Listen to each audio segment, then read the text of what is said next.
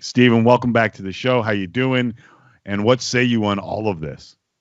Yes, let's not rebuild an exhibition stadium, okay? The stadium for which no one has any nostalgic feelings. What do I say? Look, Andrew Willis reported this in the Globe and Mail this morning. Andrew Willis is a great reporter. I've had the pleasure of working with him back when I was at the Globe. And I think you can take what he wrote to the bank. It doesn't matter. It means it's going to happen in the next 6 months or the next year. But I think there have been conversations quietly ongoing, not just between Brookfield and Rogers, but I think with the city of Toronto and potentially with the province of Ontario.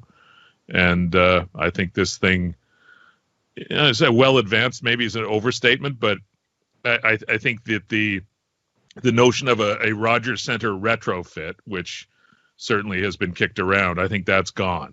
And this, for a bunch of reasons, this makes way more sense for everybody. It makes sense, but there's still a lot of questions to get it past the line and how it'll be done. Stephen, we're both in a city right now in Hamilton where you all know the ordeal that was Tim Hortons Field, moving the team to Guelph, talking about multiple sites before, delaying construction, lawsuits. Like it was, a long, difficult process. Anyone who thinks this is going to be quick and easy, I think, is probably mistaken. How do you foresee, when you're talking about three levels of government and a very trying economy right now, how do you foresee this playing out in the potential sites that have been mentioned? Well, a couple of things. There's no scenario where they don't play in Toronto. So however this has been game planned, the scenario would be that they would continue to play in Toronto throughout. So one way or another, they will play in the Rogers Centre while this new stadium is being constructed. I heard what you guys said about the footprints and the space down there, and I haven't measured it. But so I don't know if you could piggyback a stadium construction on one side of the Rogers Centre. I think that the Portland scenario maybe makes more sense, but yeah, that's I think as we get, and the statement from Rogers today was essentially that we put this on hold during the pandemic and we're not going to talk about it. But I think post-pandemic, there's going to be an appetite for big infrastructure projects, for city building projects. They're going to want to create economic activity, create jobs. I think we're going to be rethinking cities and how they work. We're going to be rethinking commuting and whether people are going to be doing that. We're going to be rethinking the Gardiner Expressway and rapid transit. So green spaces. Green spaces. You talk about the rail park that they've talked about in that area over the railway. I think that this would be part of it. And the tricky part of this is that if this was just a stadium owned by somebody on land that they own, they could tear it down and build another one. But they don't own the land under the stadium. That's actually public land beneath the Rogers Centre. So, but there's a lot of equity tied up in this stadium. Rogers bought this stadium for $25 million. They bought a $500 million stadium in 1989 Black for Friday, $25 million. Exactly. Yeah. I think they would love to unlock some of that equity. I think they would love to unlock some of their equity in the ball club. And the way you do that is with real estate. But the Portlands thing makes loads of sense to me for a bunch of reasons, including the kind of the near and longer term future of the city of Toronto and how it's going to build out. Yeah, without a doubt. And you bring up a good point, because I was saying earlier, like anyone that's had a prolonged conversation with Mark Shapiro knows that since he's got here, one of the priorities is to make the stadium, whatever it was, way better.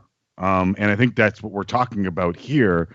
But Rogers also, our owner, full disclosure, and the owner of the team, also really wants more value in what they own in the Toronto Blue Jays, and they're part of MLSE in the Toronto Raptors and the Toronto Maple Leafs.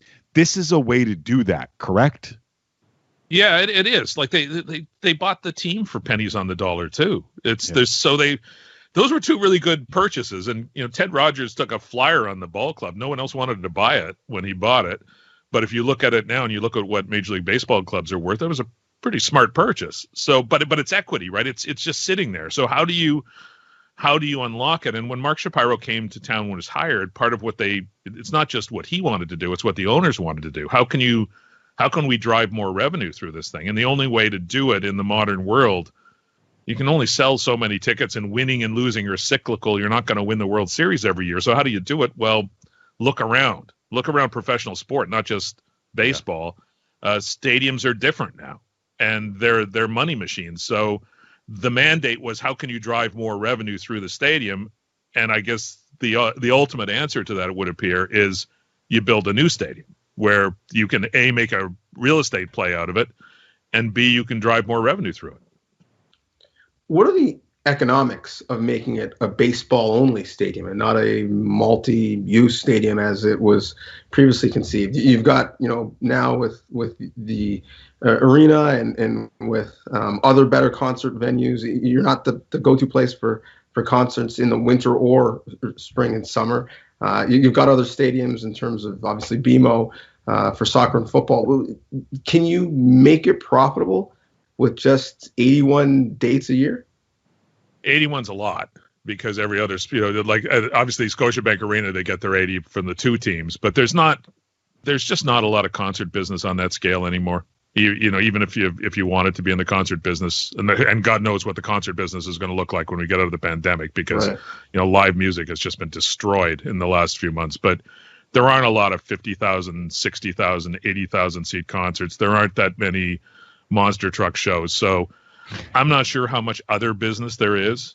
I think if you look at what, look at, even I was thinking of the Patriots Stadium in Foxborough, which is not a new stadium, but how did they, it's kind of in the middle of nowhere. It's a little town, Foxborough. It's a long way from Boston, but they turned it into this retail development, this commercial development around it. That's more the model now. Rather than trying to put everything into one building, you try and build outside of the building and build around it and drive the revenue that way. I think I don't think, well, I'm not sure is there a multi-purpose stadium left that's other than the Rogers Center? I think that maybe it's the only one left.